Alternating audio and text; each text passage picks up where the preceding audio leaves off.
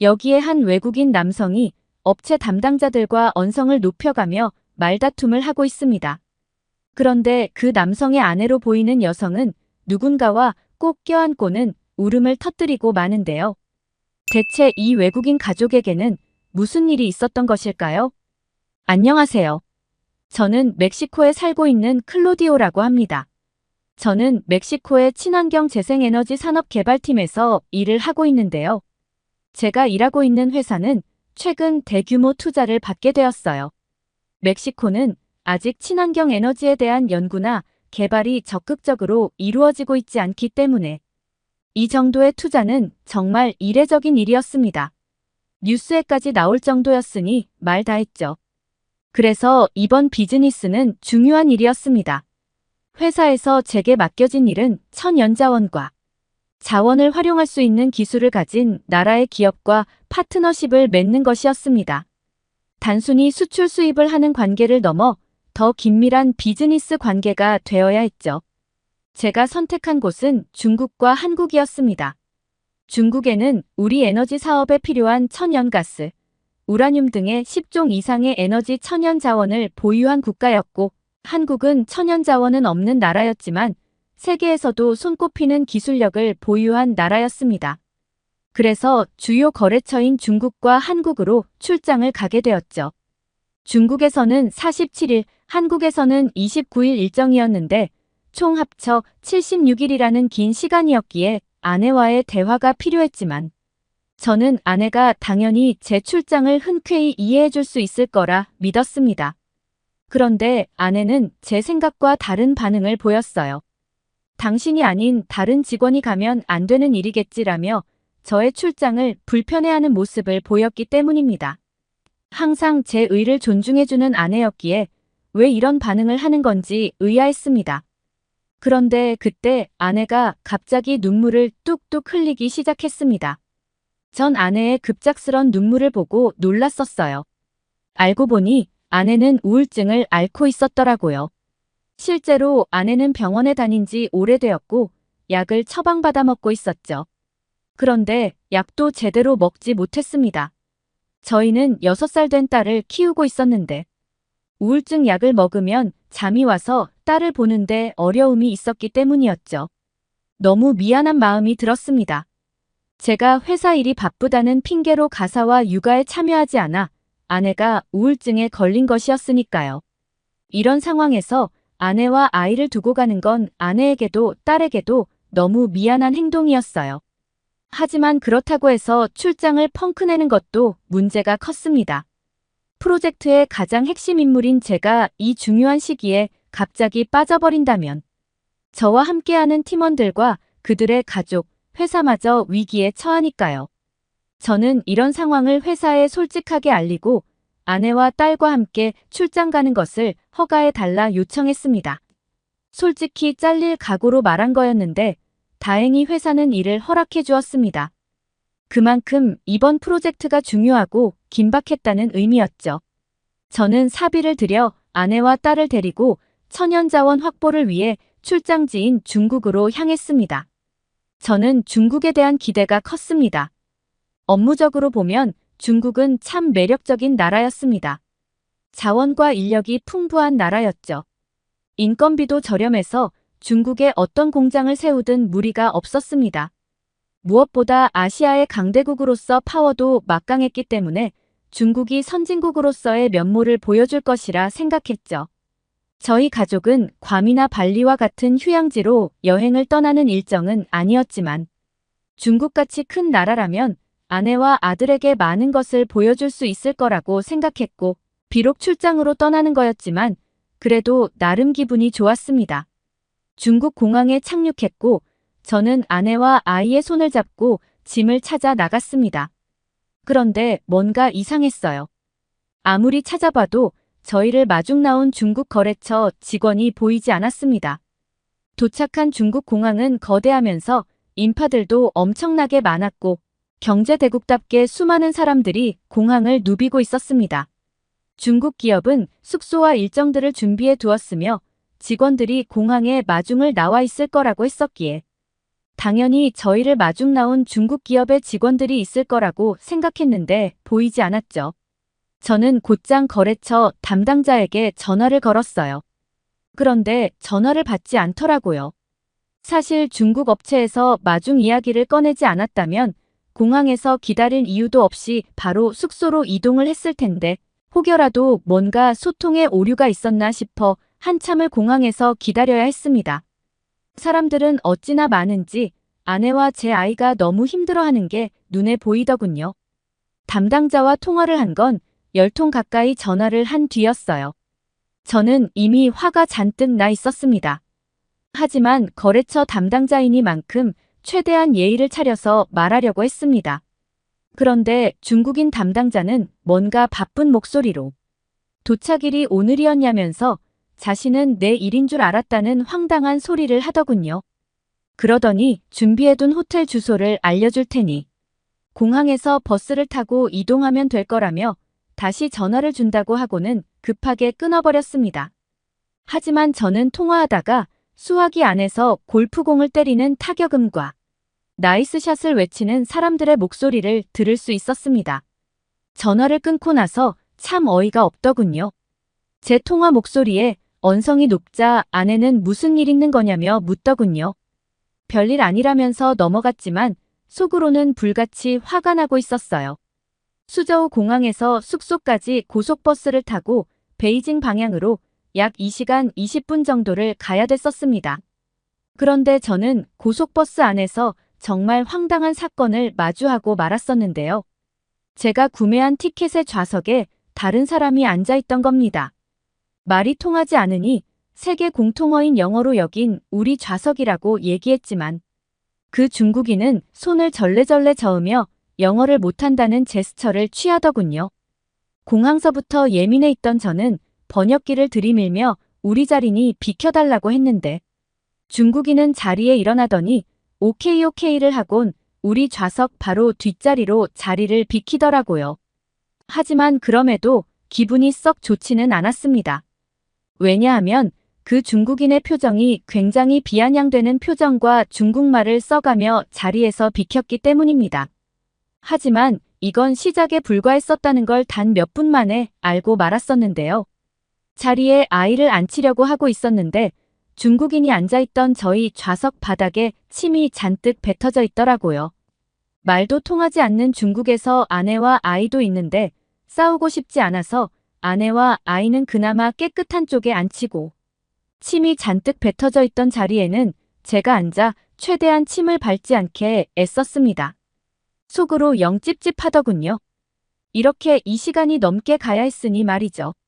버스에는 점점 사람들이 올라타기 시작했고 버스 좌석에 이미 사람들이 모두 다 차서 앉았는데도 중국 고속버스는 사람들을 계속 태우더군요. 버스 인원 초과가 분명한데 무슨 일인가 싶었습니다. 결국 버스 안은 사람들로 꽉 찼고 중국인들의 시끄러운 소음과 알 수 없는 기분 나쁜 냄새들이 버스 안에 가득했습니다. 사람들이 많아지니 바닥에 있던 침을 피하기 위해 애쓰던 제 구두는 이미 그 침을 밟고 있었죠. 얼마나 갔을까요? 아이가 화장실에 가고 싶다는 말을 하더군요. 아내 역시도 마찬가지였죠. 버스가 우리 때문에 차를 쓸 리도 없었고 조금만 참아보라고 했는데 정말 다행스럽게도 버스는 한 휴게소에서 정차하게 되었습니다. 저희 가족은 버스에서 내렸는데 정말 살 것 같더군요. 버스 안에서 소음과 쾌쾌한 냄새에서 벗어나니 딴 세상에 온 것 같은 기분이었습니다. 아내와 아이는 휴게소 화장실로 갔고 저는 휴게소 구석에서 담배를 태우고 있었죠. 그런데 얼마 뒤 아내와 아이가 버스가 있는 쪽으로 걸어오는데 아이가 큰 소리로 울고 있던 거였어요. 저는 다가가 왜 그러냐면서 아내에게 물었는데 아내의 표정도 뭔가에 기분이 나쁜 것처럼 상기된 표정을 하고 있었습니다. 아내 말로는 화장실에 갔는데 화장실에는 문도 없이 모든 곳이 개방되어 있었고 사람들도 너무 많아서 너무 힘들었다는 겁니다. 심지어 화장실에서 담배를 피우던 여성도 있었다더군요. 그러면서 자신은 소변을 보지도 못했고 딸은 겨우 소변을 보긴 했는데 사람들이 밀려 들어와서 급하게 옷을 챙겨 입히다 바지가 소변에 조금 젖게 되었다고 하더라고요. 그 말에 저는 입고 있던 자켓을 벗어 아이의 허리춤에 둘러매어 주었고 울고 있는 딸에게 괜찮다며 안아주었습니다. 그나저나 아내가 걱정이었죠. 분명 아내도 화장실이 급하다고 했었는데 소변을 보지 못하고 나왔다고 했었으니까 말이죠. 아내는 한번 참아보겠다고 말했고 저희는 다시 버스에 올라탔는데요. 얼마 뒤 저희 가족은 너무 충격스러운 장면에 어쩔 줄 몰라 했었습니다. 버스에 올라타고 아무리 기다려도 버스가 출발할 생각을 하지 않았는데요. 운전석에는 버스 기사가 없었고 버스 밖을 창문으로 보니 기사가 중국인들과 말다툼을 하고 있는 걸 볼 수 있었습니다. 그런데 더 황당했던 건 버스가 주차되어 있던 휴게소 옆 잔디 위에서 정말 믿기 힘든 장면들을 보고야 말았었습니다. 중국인들이 남녀노소 할 것 없이 소변을 보고 있었기 때문이었어요. 화장실에 워낙에 사람이 많다 보니까 소변을 보지 못했던 사람들이 휴게소 잔디 위에서 그냥 소변을 보던 것이었어요. 운전기사는 출발해야 하니 빨리 버스에 탑승하라고 말하고 있었지만 중국인들은 아직 일행들이 화장실에서 오지 않았다며 버스를 지연시키고 있었는데요. 그 모습에 어떻게 이런 나라에 40일 이상을 있어야 할지 정말 눈앞이 깜깜하더군요. 저는 당장이라도 다시 비행기를 끊어 멕시코로 돌아가고 싶었어요. 패키지 여행사에 사기당한 것도 아니고 수억 달러에 달하는 거래를 체결하러 온 나라였는데 첫날부터 이런 경험을 하게 되니까 정말 어이가 없었습니다. 정말 그렇게 어렵사리 숙소에 도착할 수 있었습니다. 아내는 도착하자마자 화장실로 향했고 딸을 데리고 카운터에 가서 체크인을 하고 아내를 기다리고 있었는데 아내는 당황한 표정을 하며 화장실에서 나오고 있었어요. 그 모습에 저는 휴게소 생각이 나서 아내에게 여기도 화장실에 문이 없냐고 물었더니 다행히 그건 아니었는데 아내는 더 충격적인 이야기를 해줬어요. 아내가 메고 있던 핸드백 옆구리가 찢어져 있었고 핸드백 안에 있던 지갑이 분실되었다는 거였죠. 찢어진 부위를 보니 이건 누가 고의로 찢은 자국임이 분명했습니다. 언제 어디서 이런 일을 당했던 건지 우리는 알 수가 없었습니다. 공항에서부터 고속버스, 그리고 휴게소까지 사람들이 어디에나 붐비고 있었고 분명 그 속에서 이런 일을 당했을 거라고 예상만 할 뿐이었죠. 하지만 그렇다 해도 이렇게 된 이상 뭘 어쩔 수 있는 상황도 아니었습니다. 저는 이 모든 상황에 화가 났었어요.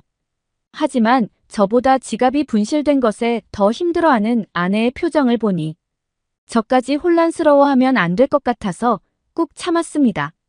그나마 다행이었던 건 여권은 제가 들고 다니던 여행 가방에 들어있던 터여서 도둑 맞지 않았다는 사실이었습니다.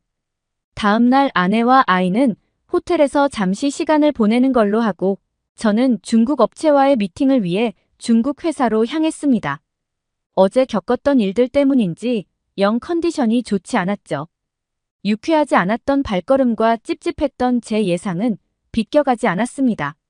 중국 업체 담당자들과 미팅을 가졌는데 중국인들은 그야말로 막무가내 그 자체였어요. 제가 출장 오기 전에 분명 저희 회사로 보내준 계획서에는 엄청난 자원과 인력을 확보한 상태라고 적혀 있었는데 실제로 가보니 진실된 내용이 하나도 없었습니다. 분명 모든 게 준비되어 있다고 했던 내용들에 대해 묻자 중국인들은 이제 준비를 할 계획에 있다고 말했고 저희 회사와는 다르게 늦장을 부리면서 자원은 충분하니 걱정하지 말라는 말만 되풀이하더군요. 자원이 많은 건 알겠는데 계획서대로 준비되어 있어야 하거늘. 우리 회사에 보내준 계획서들에 써있던 내용들은 하나도 지켜져 있지 않은 상태였습니다. 사실 제가 중국을 찾은 이유는 중국 기업에서 보내준 계획서대로 중국이 실제 진행되고 있는 모습을 눈으로 확인하는 일이었고 차질 없이 진행되고 문제가 없다면 계약까지 체결하는 자리였기 때문에 저는 중국의 이런 방만한 행태에 더 이해할 수가 없던 것이었어요. 대체 왜 제가 중국까지 온 건지도 모르겠더군요. 하지만 한편으로는 다행이라는 생각도 가졌습니다. 어차피 이번 사안에 대한 선택과 책임은 저에게 있던 것이었기에 이런 중국 사람들을 내가 직접 눈으로 보지 못하고 그냥 서류만 보고 계약을 체결했다면 분명 더 큰 사단이 났을 것이 뻔했기 때문이었죠. 그날로 저는 숙소로 돌아가 짐을 챙겨 중국을 떠나야 했습니다. 조금도 더 있고 싶지 않았죠. 그런 제 모습에 아내도 당황했는지 아니 한 달하고 보름 정도는 중국에서 지내야 한다더니 무슨 일이냐면서 묻더군요. 당연히 그럴 만도 하죠. 중국에 온 지 단 이틀 만에 이런 결정을 했으니 말입니다. 원래 같았으면 오늘 첫 미팅을 시작으로 중국에서 준비하고 있던 것들을 시찰하며 확인하는 수준으로 넘어갔어야 했지만 중국 업체에서는 뭘 준비하거나 해둔 게 없었으니 제가 여기서 더 이상 할 수 있는 일은 없었습니다. 중국에서 47일 일정이었는데 이틀 만에 중국을 떠나게 되니 45일이란 시간의 텀이 생겨버리더군요. 한국 업체와의 미팅은 정확히 48일 뒤였습니다. 한국 업체에 양해를 구하고 사정 이야기를 하자 일정을 앞당겨주긴 했지만 그럼에도 12일이라는 시간차가 생겼고 중국에서는 단 하루도 더 있고 싶지 않으니 일단 한국으로 넘어가자고 하고는 비행기에 올랐습니다. 하지만 내심 걱정도 되더군요. 아시아 경제 대국이라던 중국의 실상이 이랬는데 한국도 그러면 어떡하나 하는 생각이었죠. 사실 아내와 딸을 데리고 먼 타지인 중국까지 와서 뭐 하나 즐거운 시간을 보낸 것이 없었어요. 정말 온갖 고생만 하다가 중국을 떠났던 터에 한국에서마저 중국과 같은 시간을 보내게 된다면 참고 참았던 분노가 폭발할지도 몰랐으니 말입니다. 걱정과 우려 속에 한국에 도착한 저희 가족은 입국장을 지나자마자 놀라움을 금치 못했는데요. 큰 종이에 멕시코에서 온 클로디오 가족을 환영합니다. 라고 적은 피켓을 든 몇 명의 사람이 저희를 마중 나와 있었기 때문이었어요. 분명 한국 담당자도 저희가 12일이라는 텀이 생긴 건 알고 있었지만 회사와 회사의 일정이 아닌 12일이나 빠르게 온 터였기에 한국 기업에서 저희를 마중 나올 거라고 전혀 생각하지도 않고 있었습니다. 한국 기업 담당자들은 아내와 저의 짐을 들어주고 곧장 준비된 차량으로 저희를 안내했는데요. 아이가 정말 예쁘다면서 아이와 장난도 쳐주고 먼 걸음 오시느라고 고생 많으셨다며 저희를 배려하는 모습이 정말 너무 감사했었습니다. 차 안에서 한국인 직원은 숙소를 회사와 가까운 곳이면서 여행하기도 좋을 만한 곳으로 구해두었다며 오늘은 첫날이라 피곤하실 테니 호텔에서 편하게 푹 쉬시는 게 좋을 것 같다고 하더군요. 그러더니 내일부터 주말이라 자신은 가족들과 캠핑을 가려고 계획했는데 혹시 괜찮으시다면 같이 가시겠냐고 물었습니다. 어차피 12일이라는 공백이 있었기 때문에 한국에서의 캠핑도 경험하면 좋을 것 같다는 생각에 흔쾌히 좋다고 이야기했고 그렇게 다음날 아침 한국인 직원은 저희가 있던 호텔까지 저희를 픽업하기 위해 왔습니다. 한국인 직원의 아내와 아이들 2명도 함께 왔었는데요. 한국인 직원의 아이들이 제 딸과 나이가 하나는 동갑내기였고 또한 아이는 2살 많은 언니더라고요. 말도 안 통하고 그랬을 텐데 아이들은 눈치 손짓만으로도 다 통하는 건지 태어나 우리 아이가 그렇게 즐겁게 놀았던 걸 본 적이 없었을 정도로 재미있게 놀았습니다. 그때 한국인 직원분이 저희에게 뭔가를 보여줬는데 저와 아내는 한국인 직원이 손에 들고 있던 걸 보고 정말 너무 놀라워서 입을 다물지 못했었어요. 한국인 직원은 저와 아내에게 작은 이어폰을 내어주었는데 상대방의 언어를 자동으로 인식해서 번역해주는 기능이 있는 이어폰이라면서 이걸 끼고 있으시면 언어 소통에 문제가 없을 거라고 이야기했는데요. 한국의 기술력이 전 세계적으로도 손꼽힐 만큼 우수하다는 것은 익히 알고는 있었지만 이렇게 실시간으로 소통 가능한 자동 동시 번역 이어폰을 일반인들도 사용할 수 있다는 걸 그때 처음 알았습니다. 실제로 한국의 쿠팡과 같은 SNS 플랫폼에서 판매를 하고 있더군요. 저희 나라에서는 정치인들이 해외 각국의 인사들과 만날 때 쓰는 걸 보긴 했지만 이렇게 평범한 일반인들이 쓰는 경우는 눈을 씻고 찾아도 볼 수 없습니다. 도착한 캠핑장은 한국인들이 많이들 찾는다는 글램핑이라는 장소였는데요. 돔 형태로 멋스럽게 갖추어진 글램핑 텐트들과 그 뒤로 펼쳐진 자연들이 조화롭게 구현되어 있어 아름다웠습니다. 하지만 더 충격적이고 놀라웠던 건 글램핑 텐트 안에 준비되어 있던 시설들 때문이었는데요. 멕시코에도 캠핑 문화가 있지만 이런 모든 시설을 갖춘 것은 캠핑카에서나 준비되어 있지.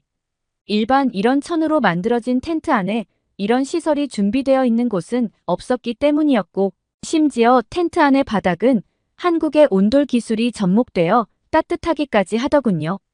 이런 산속에서도 놀라운 한국의 기술력과 자연이 공존하는 모습에 아내도 저도 감탄만 연신할 뿐이었습니다. 1박 2일의 짧은 캠핑이었지만 한국의 바비큐도 먹고 즐거운 대화도 나누며 정말 중국에서 겪으며 받았던 스트레스를 한국에서 모두 풀어버릴 수 있었습니다. 중국에서 한국에 갈 때만 해도 비는 12일이라는 공백에 뭘 해야 하나 고민이 많았었는데 그 12일이 얼마나 빠르게 흘러갔던지 금세 한국 업체와의 미팅 날짜가 다가오더군요. 미팅이 있는 바로 전날에 저는 아내와 아이를 데리고 저녁 식사를 하고 다시 숙소로 돌아가던 길이었어요. 한국의 도심을 구경하며 걷고 있었는데 아내가 등에 메고 있던 가방의 지퍼가 열려 있는 것을 보게 되었었습니다. 그 모습에 너무 놀라서 아내에게 가방의 지퍼가 열려 있다며 알려줬는데 아내도 순간 놀랬는지 어쩌냐면서 가방을 내려놓고 가방 안을 살폈는데요. 왜냐하면 그 가방 안에는 여권과 같은 중요한 것들이 있었기 때문이었어요. 아내는 딸이 아까 목이 마르다고 해서 물병을 꺼냈다가 깜빡하고 잠그지 않은 것 같다면서 여권이 없어졌으면 어떡하냐며 걱정하면서 가방을 살펴보고 있었는데요. 그도 그럴 것이 이미 중국에서 핸드백이 찢겨진 채로 지갑을 분실했던 경험이 있었기 때문에 저도 그렇고 아내도 놀랄 수밖에 없던 것이었죠. 그런데 정말 아무 일 없게 가방에서 분실된 물품은 없었고 그제서야 안도의 숨을 내쉬며 다행이라고 아내와 이야기하고 있었는데요. 숙소에 다다랐을 때 저희는 가방 사건보다 더 믿기 힘든 장면들을 보고야 말았었습니다. 웬 오토바이가 일대가 시동이 켜져 있는 채로 길에 방치되어 있었기 때문이었어요. 아내와 저는 그 모습에 뭐지 싶었습니다. 아마 저희 멕시코에서 길에 오토바이가 시동이 켜져 있는 채로 방치되어 있었다면 단 1분도 안 돼서 오토바이를 누군가 훔쳐갔을 것이기 때문이었죠. 하지만 오랜 시간에도 오토바이는 멀쩡했고 오토바이 앞을 지나던 한국인들은 그 오토바이에 관심조차 주지 않았었어요. 얼마 지나자 배달 직원으로 보이는 남성이 와서는 오토바이에 올라타고 어딘가로 가버렸는데요. 한국의 치안이 세계적으로도 안전하기로 유명하다고 하던데 정말 실제로 눈앞에서 보고 나니 놀랍더라고요. 멕시코에는 이런 모습을 전혀 찾아볼 수가 없다 보니 신기하기까지 했습니다. 이후에도 이런 장면들은 심심치 않게 볼 수 있었죠. 한국 기업과의 미팅도 순조로웠습니다. 한국 회사의 직원들은 전부 전문적이었는데 멕시코에서 가장 본격적으로 친환경 산업, 에너지를 개발한다는 저희 회사의 전문가들보다도 한국의 영업직 사원들이 더 뛰어난 지식을 가지고 있는 것 같았어요. 또 금액적으로도 합리적이었습니다. 중국에서는 저희가 이런 사업이 처음이라는 사실을 알고 말도 안 되는 가격을 제시하고는 했습니다. 하지만 한국은 거래 내역을 표로 정리하여 제안서를 만들어 왔고 저는 그 어떤 부연 설명을 들을 필요가 없을 정도로 완벽하게 정리된 엑셀표를 보고선 그저 박수만 치기 바빴습니다. 한국인들은 무엇이 효율적인지를 아는 사람들이었습니다. 계산이 빠르고 꾸물거리는 것 없이 그 자리에서 척척 일을 해냈습니다. 쓸데없는 이야기로 시간을 잡아먹지도 않았고요. 저는 한국인들의 일처리 능력을 보며 저희 회사 직원들을 한국으로 파견 보내서 스파르타식 훈련을 받게 하고 싶다는 생각을 할 정도였습니다. 너무 당연하게도 한국 업체와의 계약은 원만하게 이루어졌고 저희 회사는 아주 든든한 아시아 강국인 한국 업체와의 파트너십을 맺을 수 있었죠. 일도 착착 풀리다 보니 많은 시간을 가족들과 함께 보낼 수 있었고 그 사이에 한국인 직원들과도 많은 시간을 보내게 되었습니다. 정식 파트너십을 맺고 난 뒤 저희 가족은 한국 기업으로부터 초대를 받아 한국의 담당 직원들과 가족 식사를 하게 되었는데요. 사실 제가 아내와 아이를 데리고 한국에 온 터여서 가족 단위 식사 자리가 만들어졌다더군요. 원래 같으면 회사 직원들끼리 만나서 식사를 했을 텐데 저희 가족을 위해서 한국 업체는 이런 세심한 부분까지 배려를 했던 겁니다.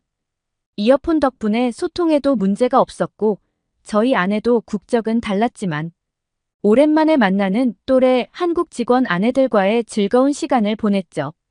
전혀 다른 문화권에서 한 아이의 엄마라는 공통점을 가지고 나눈 대화는 정말 인상 깊었다고 합니다. 육아를 하며 힘들었던 것을 나눌 때 모두가 비슷한 어려움을 겪고 있다는 것을 깨달으며 위로도 받았다고 했죠. 한국에 있는 동안 아내의 우울증은 많이 완화되었습니다. 한 직원이 괜찮은 상담센터를 소개해 주어서 아내가 한국에 있는 동안 심리 상담도 많이 받았거든요. 중국에서는 하루빨리 탈출하고 싶었지만 한국에서는 달랐습니다. 일 때문에 만난 사람이었음에도 불구하고 아내는 멕시코로 돌아갈 때 한국 직원의 아내들과 부둥켜 안고 눈물을 펑펑 쏟았습니다. 그 짧은 시간에 이 정도로 마음을 나누었다는 것은 그들의 마음이 참 따뜻하다는 의미이겠죠. 한국에서 정말 놀라운 경험들을 많이 하고 갑니다. 저희 아내에게도 저희 딸에게도 저에게도 너무 감사한 한국의 배려에 왠지 모를 울컥함이 생기고 한국인들의 인품에 존경을 표합니다. 오늘은 비즈니스로 중국과 한국을 찾았다가 겪었던 에피소드를 담은 소중한 사연이었습니다. 중국인 유학생과 한국인 유학생이 언쟁을 벌이고 있는데요. 이 모습을 지켜보던 미국인 학생은 혼란스러운 표정으로 누구 말이 맞다는 건지 모르겠다는 제스처를 취합니다. 대체 이 강의실 안에서는 무슨 일이 있었던 걸까요? 안녕하세요. 저는 미국에 살고 있는 캐서린 테일러라고 합니다. 저는 미국의 유명 대학에서 정치외교학을 공부하고 있는데요. 이제 1학년을 마친 터라 전문 지식이 뛰어나지는 않습니다. 미국의 대학교 1학년들은 전공 과목보다는 교양 과목 위주로 배우거든요. 저는 잡다한 호기심이 많은 편이라 다양한 종류의 교양 과목을 선택해서 들었는데요. 그중 하나가 세계 문화에 관련된 강의였습니다.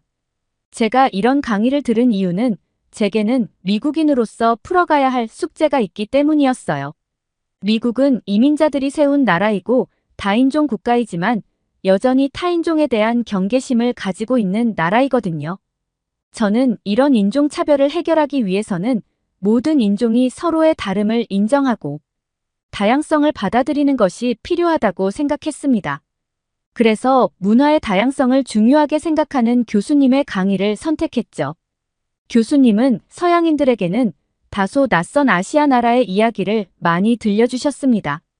그 중에서 가장 많이 언급된 나라가 한국, 중국, 일본이었는데 세 나라의 이야기는 무척 흥미로웠어요. 저는 이 세 나라 중에서도 한국의 이야기를 가장 좋아했습니다. 교수님은 미국인들이 알고 있는 한국의 K-팝과 드라마, 영화 이외에도 다양한 한국 문화를 소개해 주셨거든요.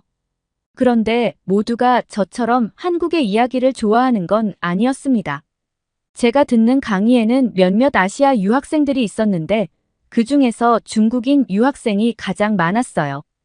그 중국 유학생들은 항상 몰려다니는 걸 좋아했는데 중국을 제외한 모든 아시아 국가는 미개하고 가난하고 힘없는 나라라고 주장했는데 특히 한국 이야기만 나오면 굉장히 예민하게 굴었습니다. 그날은 교수님이 한국의 전통 문화에 대해 강의하는 날이었습니다. 저는 현대화된 한국의 세련된 모습만 보았기 때문에 과거 한국인들이 입고 다니던 옷, 살던 집, 먹었던 음식들이 매우 흥미롭게 보였습니다. 특히 한복이 너무나 아름다웠어요. 풍성한 실루엣과 곡선의 아름다움이 한눈에 제 눈을 사로잡았죠. 한국 학생들은 전부 패션 센스가 남달랐는데 그 이유를 알겠더라고요. 한국인들의 미적 감각은 과거에서부터 거슬러 올라온 것이었습니다. 모두가 한국의 전통 의상인 한복에 대해 입이 마르도록 칭찬하고 있던 그때 중국인 학생이 손을 번쩍 들며 크게 외쳤습니다. 저건 다 가짜입니다. 교수님은 무엇이 가짜냐고 물어보았고 중국인 학생은 한국이 전통 의상이라며 말하고 다니는 한복이 사실 중국의 전통 의상이라고 했습니다. 중국은 굉장히 광활한 영토를 가졌기 때문에 잘 알려지지 않은 소수민족이 있는데 그 소수민족들이 입고 다니던 옷을 한국이 훔쳐가서 자신들의 전통 의상이라 우기고 있다는 것이었죠. 중국과 한국의 역사를 잘 모르는 저는 가만히 눈치만 보고 있었어요. 그때 중국 학생이 한국인 유학생에게 손가락질하며 말했습니다. 중국의 것을 훔쳐가서 자기 나라 것이라고 말하고 있는데 부끄러운 것도 모르고 입 다물고 있는 모습이 가증스럽다면서요. 저는 한국 학생이 어떤 반응을 할지 궁금했습니다. 그런데 한국 학생은 적극적으로 반박하지 않았어요. 저런 말도 안 되는 주장에는 대답할 가치도 없다면서 말이죠. 그러자 중국 학생은 한국인의 뻔뻔함은 구역질이 나올 정도라며 길길이 날뛰기 시작했습니다. 한국 학생은 그런 중국 학생에게 말로만 우기지 말고 증거를 가져오라고 이야기했어요. 그런데 중국 학생은 소수민족에 관한 기록은 남아있지 않아서 증거가 없다는 말도 안 되는 이야기를 했습니다. 그러자 한국인 학생은 교수님에게 더 이상 대화할 가치가 없을 것 같으니 그냥 강의를 진행해 달라고 부탁했고 교수님은 다음 강의 시간까지 한복이 중국의 의복임을 증명하는 증거를 가지고 오지 않으면 수업을 방해한 대가로 학점에 불이익이 있을 거라고 말씀하셨습니다. 중국 학생은 얼굴이 시뻘개진 채로 씩씩거리며 강의실을 박차고 나갔고 다음 강의 시간에 그 어떤 증거도 제시하지 못했어요. 이후로도 중국 학생의 한국 꼬투리 잡기는 계속되었습니다. 한국은 중국의 것을 시기해서 한복도 자기들 것인 양 행동하고 중국인들의 정신적 지주인 공자마저도 한국인이라고 주장한다 말했고 이뿐만 아니라 한국의 대기오염을 중국의 탓인 것처럼 조작하여 중국에게 막대한 보상금을 요구하고 있다는 이야기까지 했죠. 중국 학생은 단 한 번도 제대로 된 증거를 가지고 오지 못했습니다.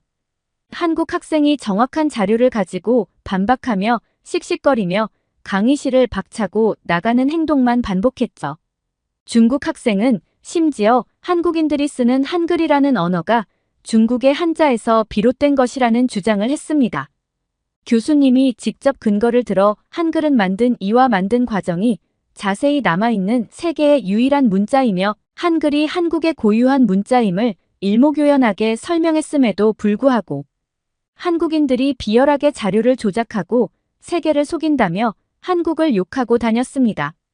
처음에는 중국과 한국 사이에서 중립을 지켜야 한다고 생각했지만 이런 행동이 반복되다 보니 중립이고 뭐고 중국 학생과 같은 강의실에 있는 것 자체만으로도 짜증이 나더라고요.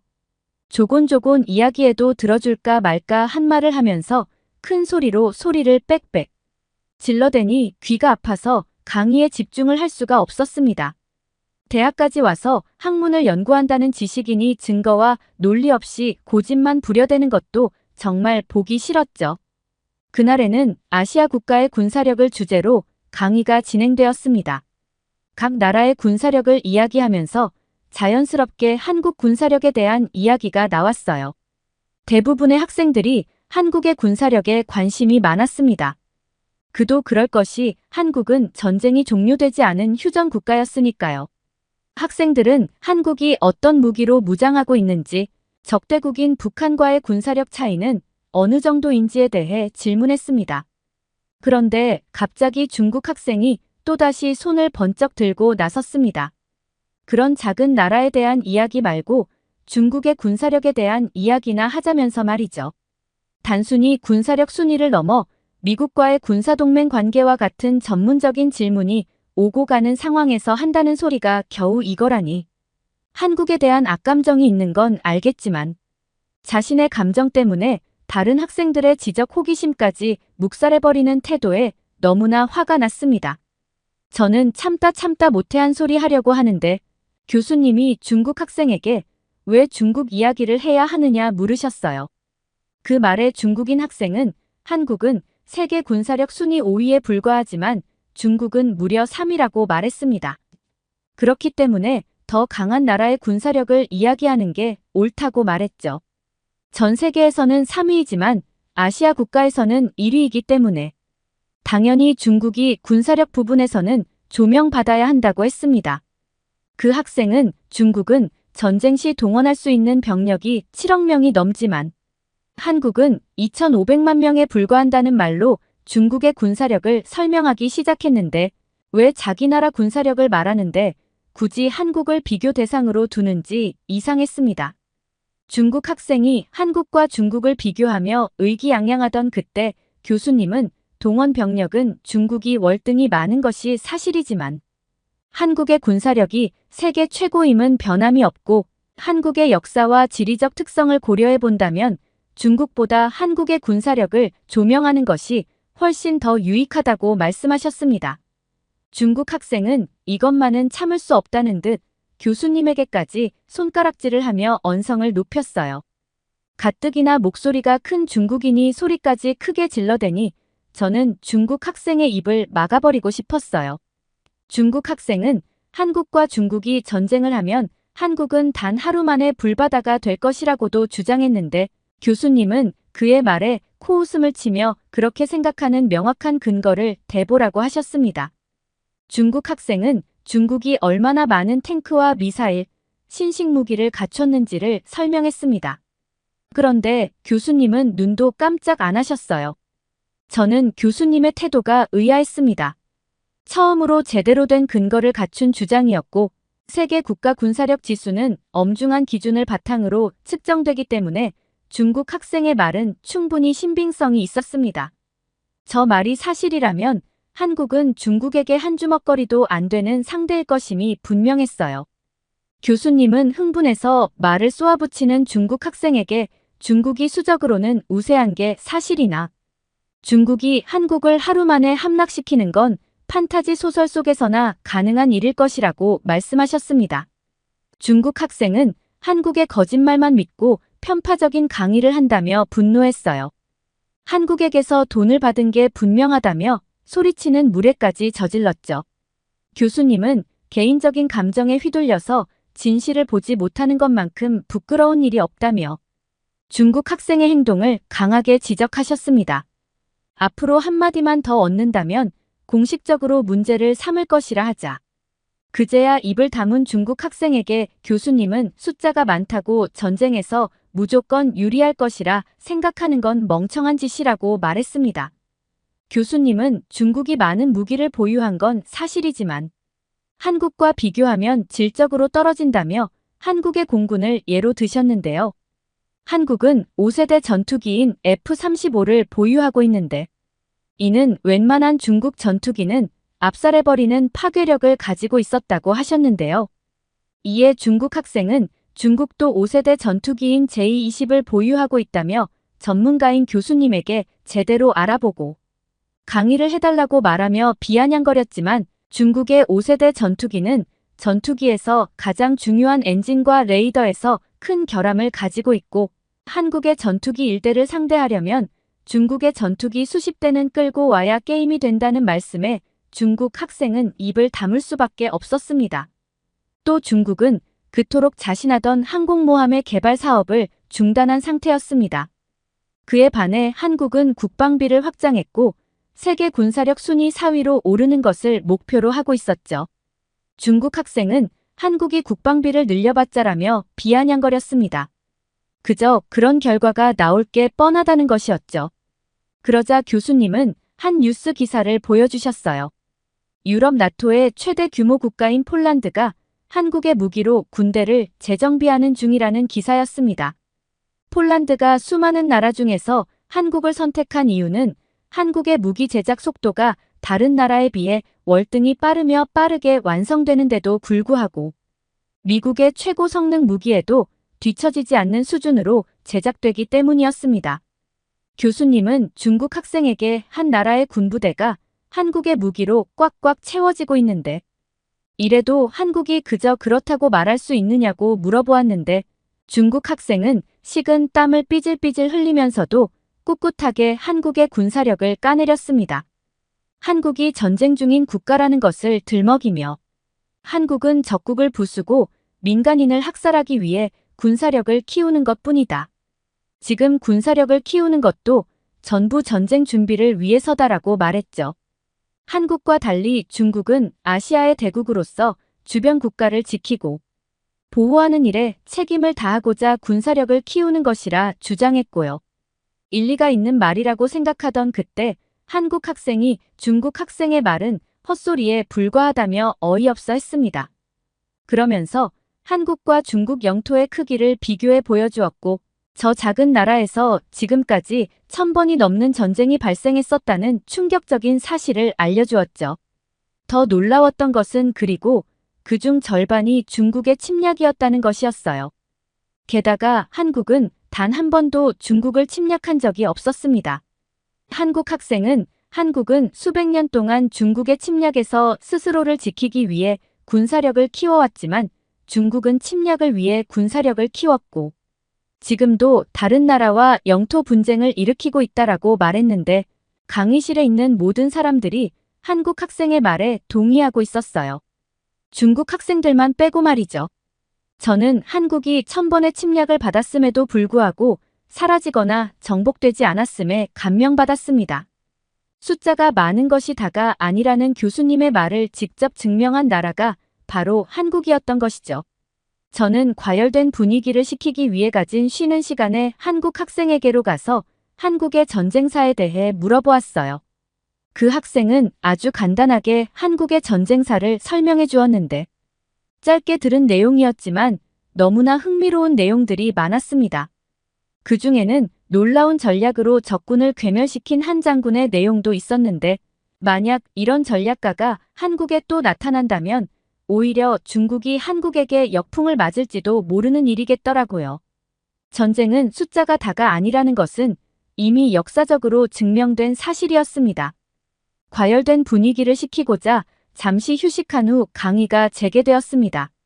이번 주제는 세계 여러 나라의 여권 지수에 관련한 것이었죠. 이번에는 한국 이야기가 나오지 않을 것이라 생각하고 안도했습니다. 한국의 이야기를 듣는 건 흥미로웠지만 한국이라는 단어만 나오면 거품을 물며 기업하는 중국 학생의 불평은 듣고 싶지 않았거든요. 그런데 한국은 여권 순위마저도 높았습니다. 공동 2위였죠. 그런데 역시나 중국 학생은 공동 2위라는 말이 굉장히 거슬렸는지 짜증 섞인 말투로 공동 1위 국가가 6개고 2위 국가가 3개이니 한국은 7, 8위에 불과하다고 말했습니다. 공동 2위라고 하면 순위가 높아 보이니 7위라고 낮춰 부르라는 것이었어요. 저는 7, 8위도 높은 순위인데 이게 아무것도 아닌 양 말하기에 중국이 한국과 비슷한 순위일 거라 생각했습니다. 그런데 중국의 순위는 고작 66위에 그쳤습니다. 홍콩과 대만이 각각 19위, 35위인데 아시아의 대국으로서 주변국을 보호한다는 강대국이 66위인 것이죠. 고작 66위인 중국이 공동 2위인 한국을 우습게 보는 건 아니라는 학생들의 말에 중국 학생은 자신들이 66위인 것은 다른 강대국들이 중국을 경계하기 때문이라고 말했습니다. 중국의 힘이 날이 갈수록 세지니 이런 식으로라도 중국의 길을 꺾어 놓으려 한다는 것이죠. 정치 외교학을 공부하는 학생들인 저희는 중국 학생이 얼마나 터무니없는 소리를 하고 있는지 알고 있었습니다. 세계를 쥐고 흔드는 강대국들의 견제 방법이 여권 순위를 조작하는 것이라니. 중국 학생은 자신만의 세상 속에서 사는 것처럼 보였어요. 중국 학생은 남들이 자신을 어떻게 보고 있는지도 모르고 이상한 소리를 늘어놓았습니다. 중국의 여권 순위가 강대국의 순위 조작 속에서도 무려 19위나 올랐고 이는 중국의 위상이 점점 높아지고 있다는 것이었죠. 아니 중국인들은 모두가 이런 걸까요? 저희가 있는 이 학교에 세계 각국에서 유학을 온 다양한 국가의 학생들이 있는데 모두가 중국 학생의 생각에 도무지 이해하지 못했어요. 저는 지끈거리는 머리를 붙잡았습니다. 대체 왜 저런 얼토당토하는 주장을 하는 건지 이해가 안 됐거든요. 주변을 둘러보니 강의실 안에 있는 학생들은 중국 학생에게 한심하다는 눈빛을 보내고 있었습니다. 저와 함께 다니는 영국인 유학생 에란스는 중국 유학생들이 학교에 막대한 기부금을 내고 입학하는 게 맞는 것 같다며 어떻게 저런 생각을 하는 사람이 이 대학까지 온 건지도 의문이라고 할 정도였죠. 중국은 순위가 올랐으니 국제적 위상이 높아지는 것이고 한국은 3위에서 7위로 내려갔으니 국제적 위상이 낮아진 것이라는 중국 학생의 말에 교수님은 한국의 무비자 입국 가능 국가 숫자는 작년과 똑같이 193개국으로 유효하다고 말씀하셨습니다. 또 1위의 무비자 입국 가능 국가 숫자가 194개국이며 1위와 2위는 실질적인 차이가 없다는 것도 알려주셨죠. 그러자 세계 각국에서 온 학생들이 각자 자신의 경험을 이야기하기 시작했는데요. 한 학생은 유럽 국가의 입국 심사대에는 EU 국가와 그 외의 국가 여권 소지자들의 통로가 따로 있는데 한국인들이 EU 국가의 통로를 함께 쓰고 있었다는 놀라운 이야기를 들려주었습니다. 이들은 별다른 입국 심사 없이 프리패스로 입국하는 반면 단체로 온 중국 관광객들은 길게 줄을 서서 몇십 분 동안 입국 심사를 기다렸다고 했죠. 중국 학생은 이 모든 이야기가 전부 꾸며낸 이야기라 말했지만 이런 경험담이 한두 개가 아니다 보니 우기는 것도 포기한 듯 했습니다. 하지만 이건 제 커다란 착각이었어요. 중국 학생은 지칠 줄도 몰랐습니다. 한국의 순위는 점점 떨어질 거고 빠른 시일 내에 지금과 같은 여권 파워를 잃어버릴 거라며 또다시 한국을 걸고 넘어진 것이죠. 눈과 귀를 모두 막고 한국의 우수함을 깎아내리며 중국을 추켜 세우는 그의 태도에 질려버린 학생들은 아무 대꾸도 하지 않았습니다. 그때 교수님이 드디어 입을 여셨어요. 중국인이라면 한국의 여권 순위가 하락한 것에 대해 미안한 마음을 가지고 있어야 한다고 말이죠. 서양인들은 아시아인들을 잘 구분하지 못하는데 중국인들이 이를 이용해 한국인 행세를 하며 전 세계에 민폐를 끼치고 있기 때문이었습니다. 중국 학생은 중국인들이 왜 덜 떨어진 한국인 행세를 하겠냐며 현실을 부정했지만 또다시 곳곳에서 증언이 터져 나왔습니다. 호주에서 큰 농장을 운영하는 부모님을 둔 학생은 자신의 경험담을 들려주었어요. 호주로 워킹 홀리데이를 간 한국인들은 행동이 부지런하고 일머리가 있어서 많은 농장주들이 환영하는 직원이라고 합니다. 특히 한국 남자들은 대부분 군필이기 때문에 더욱 믿음직하다고 했죠. 그런데 한 한국 직원이 어느 날부터 근무 시간을 제대로 지키지 않고 일에 집중하지 않아 열에 8번을 실수하는 등 이상한 행동을 하기 시작했다고 합니다. 아니나 다를까 알고 봤더니 그 직원은 한국인인 척하는 중국인이었어요. 중국인들의 이미지가 너무 안 좋아 일자리를 구하기 어려우니 한국인인 척 속여 취업을 한 것이었습니다. 근데 이게 다가 아니었어요. 여행을 즐겨하는 한 학생은 중국의 여권 순위가 낮을 것을 이미 예상했다고 합니다. 중국 여행객들은 어느 나라를 가든 떼거지로 몰려있는데 시간과 장소 상관없이 항상 시끄러웠고 그들이 지나간 자리는 쓰레기가 가득했기 때문이죠. 새치기는 얼마나 심한지 조금의 빈틈만 보이면 끼어들었다고 합니다. 한두 명도 아니고 단체 여행 무리들이 새치기를 시도해 싸움이 났던 적도 한두 번이 아니었다고 하죠. 반면 한국의 여권 파워는 익히 들어 알고 있었다고 했는데요. 그 학생이 만난 한국인들은 전부 젠틀했고 다른 사람에게 피해를 끼치지 않도록 교육을 받은 티가 났다고 합니다. 실내에서 큰 소리를 내는 사람은 한 명도 보지 못했고 전화도 나가서 받는 모습을 보며 참 배려심이 깊다는 생각을 했다고 했죠. 이번에는 한국 학생의 차례였고 그는 자신이 미국으로 유학을 와서 겪었던 어이없던 일에 대해 들려주었습니다. 휴식을 취하고 있는 그에게 경찰 아버지를 둔 친구에게서 전화가 왔습니다. 친구는 한국인이 경찰서로 잡혀왔는데 언어도 안 통하고 도무지 입을 열지 않아 도움이 필요하다고 말했죠. 같은 한국인이 대화를 시도하면 말을 할 수도 있었으니까요. 경찰에 잡혀온 한국인은 식당에서 주인과 말다툼을 하다 분에 못 이겨 술병을 깨고 가게에 불을 지르려고까지 했다고 합니다. 그는 같은 한국인으로서 이런 일이 벌어졌다는 것에 부끄러움을 느꼈고 최선을 다해 문제 해결에 협조하기로 마음먹었죠. 그런데 경찰서에 잡혀 있는 사람은 한국인이 아니었어요. 그 사람은 진짜 한국인이 나타나자 당황했는지 식은땀만 삐질삐질 흘렸고 곧이어 자신이 중국인이라는 사실을 털어놓았다고 합니다. 그는 말도 안 되는 범죄를 저질러 놓고 한국인 행세를 한 중국인에게 화를 냈고 그 동네 중국인들끼리 문제를 저지르면 한국인인 척을 하자라고 약속을 해둔 상황이었다는 것을 알게 되었다고 했죠. 한국 학생은 이런 말을 덧붙였어요. 중국인들이 사람들에게 민폐를 끼칠 때마다 한국인인 척하는 건 중국인이라는 것을 들키고 싶지 않아서이고 이건 자신들의 행동이 부끄러운 것임을 알고 있다는 의미라고요. 이에 교수님은 한국인인 척하는 중국인들의 행동 때문에 세계 사람들이 한국을 오해하고 있고 이 때문에 이번 여권 지수에서 한국을 앞지르게 된 국가가 많이 생긴 것이라고 말씀하셨습니다. 중국 학생은 여전히 이 사실을 받아들이지 못했지만 이미 강의실에 있는 모든 학생들은 알고 있었습니다. 중국 학생이 한국의 자격지심을 가지고 있다는 것을요. 그 중국 학생은 한국이 중국의 의복 언어, 하다못해 알파벳까지 훔쳐갔다고 주장했을 뿐만 아니라 한국의 군사력과 민족성이 중국의 발끝도 못 미친다고 말했습니다. 한국뿐만 아니라 세계의 모든 나라가 중국보다 밑에 있고 중국인들이 이 세계에서 가장 뛰어나고 위대한 존재라고 믿고 있었죠. 그 중국 학생은 지금도 어딘가에서 세뇌된 사람처럼 눈과 귀를 막고 자신이 알고 있는 것이 전부인 것처럼 유언비어를 퍼뜨리고 있어요.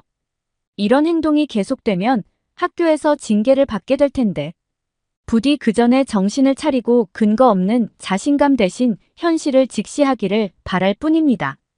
이미 모두가 진실을 알고 있다는 것을 꼭 깨달았으면 좋겠네요. 오늘 사연은 미국의 한 대학 강의 중에 일어나고 있는 해프닝에 대한 소중한 사연이었습니다. 사연을 보고 나니까 진짜 저도 궁금해져요. 정말 중국인들은 저렇게까지 생각하고 사는 걸까라는 생각 말이죠.